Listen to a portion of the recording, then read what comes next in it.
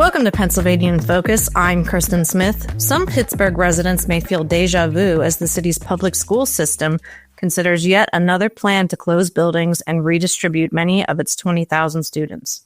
Though many see the district as overspending and underperforming, the strategy of reconfiguring schools also raises questions among parents who say similar attempts over the last 20 years didn't pan out. Joining me today is the Center Square's Pennsylvania reporter, Christina Langell.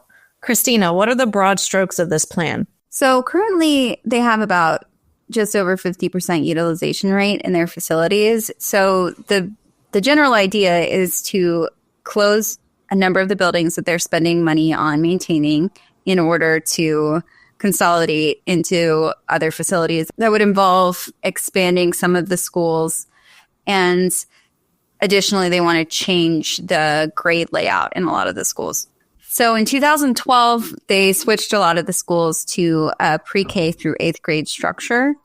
And now they want to switch back so that there are pre-K through 5th grade schools, 6th through 8th grade schools, and of course, the high school level. They also want to change the magnet schools so that there are traditional magnet schools, which require applications from students throughout the district. And then there are neighborhood magnet schools, which do receive applications from students throughout the district, but offer the magnet classes to local students as well, instead of having this sort of separate magnet school within a school where students don't have access to the same kind of classes. Pittsburgh isn't new to school closures, right? No. So there have been a lot of closures over the years. Significantly in 2006 and 2012, there were big changes. There's been a declining population of school-aged children within the Pittsburgh school district, and there's also been an uptick in students who are choosing alternative schools like charters or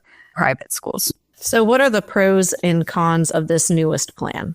So the pros are to bring down the rate of unutilized facilities. And in theory, this would give a lot of students access to elective classes that currently they just don't have the staffing for in their schools. So a lot of those pre-K through 8th grade schools don't have enough students to meet the requirements to have things like a full-time PE teacher, a full-time art teacher, or to even have world languages. So if there are more kids in each school, then in theory, they can move the staffing around so that students have the opportunities to take all of the classes that are theoretically available in the curriculum. But one big con is that this really often impacts predominantly Black communities.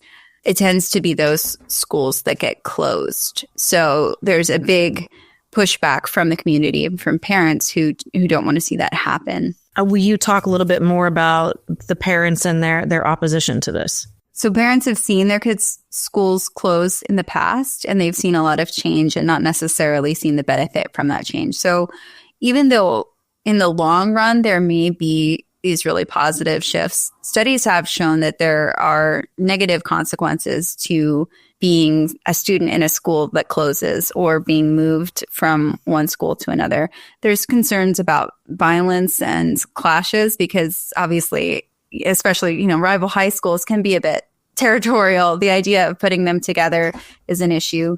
Transportation is an issue. A lot of people would be moved to schools that are farther away. Some would actually be moved to closer schools, but some would be moved to schools that are farther away, and they haven't worked out the busing yet. Parents really want to see just more data on where this plan is coming from, because what has been presented so far doesn't have a lot of the information they would need to feel comfortable saying, yes, this is a good idea. Christina, thanks for joining us today. Listeners can keep up with this story and more at thecentersquare.com.